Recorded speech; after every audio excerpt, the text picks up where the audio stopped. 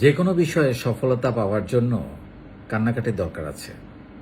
আপনি যখন কোনো স্বপ্ন নিয়ে ভীষণভাবে কাজ করতে থাকবেন, ছুটতে থাকবেন সেই স্বপ্নের পেছনে, হয়তো কোনো কারণে দেখা যাচ্ছে আপনি সফলতা দেখা পাচ্ছেন না, ভালো সেল হচ্ছে না, প্রোডাক্টে কোনো না কোনো ঝামেলা তৈরি হচ্ছে, কাস্টমার কমিউনিকেশনগুলো প্রপারলি হচ্ছে না, মার্কেটিং প্রপারলি হচ্ছে না,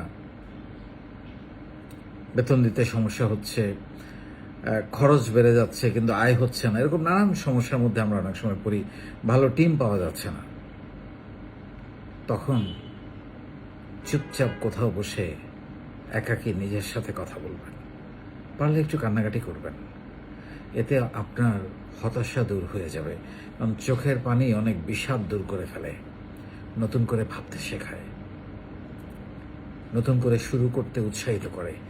এই অনুপ্রেরণাটা খুব দরকার। আপনি তখনই অসফল হবেন যখন আপনি হেরে যাওয়ার পর আবার শুরু না করবেন, চেষ্টা না করবেন, তখন আপনি অসফল। কিন্তু আপনি যদি আবার শুরু করেন এবং আপনি নিজের ভুলগুলো তালিকা করেন যে কোথায় কোথায় আমার ভুল ছিল, কোথায় কোথায় আমার অদক্ষতা ছিল, কোথায় কোথায় ঘাটতি ছিল, সেগুলো চিহ্নিত করে সেগুলো আগে ডেভেলপ করার চেষ্টা করেন। কি আমার মার্কেট রিসার্চে ভুল ছিল, পণ্য নির্বাচন ভুল ছিল, ফান্ডিংয়ের ক্রাইসিসটা যতটা দরকার ছিল ততটা পাই নাই, বা মিনিমাম কতটুকু আমি পেতে পারি কিভাবে, মার্কেটিংটা ভুল ছিল, টিম নির্বাচন ভুল ছিল, প্রোডাক্টের কোয়ালিটিতে কোনো কম্প্রোমাইজ করেছি, বা প্রোডাক্টের মানটা সঠিক ছিল না। সো এইগুলো প্রশ্ন করে নিজে একটা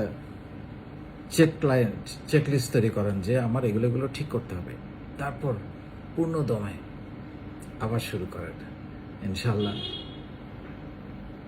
ঘুরে দাঁড়ানো, আবার ভালো করা, সফলতার দ্বার প্রান্তে পৌঁছানো, এটা শুধু সময়ের ব্যাপার।